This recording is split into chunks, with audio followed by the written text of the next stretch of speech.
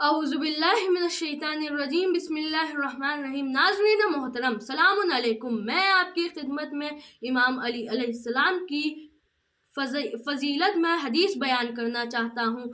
حضرت رسول خدا صلی اللہ علیہ وآلہ وسلم ارشاد فرماتے ہیں، جس نے فضائل علی ابن ابی طالب میں سے ایک فضیلت کو اقرار کرتے ہوئے بیان کیا تو خداوند اس کے گزشتہ اور آنے والے گناہ معاف کر دیے جائیں گے۔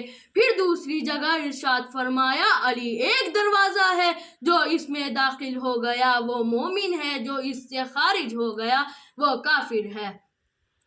قال رسول اللہ صلی اللہ علیہ وآلہ وسلم، ذکر علی عبادہ، علی کا ذکر کرنا عبادت ہے، علی کے چہرے کی طرف دیکھنا عبادت ہے۔ خدا حافظ، خدا نگہدار۔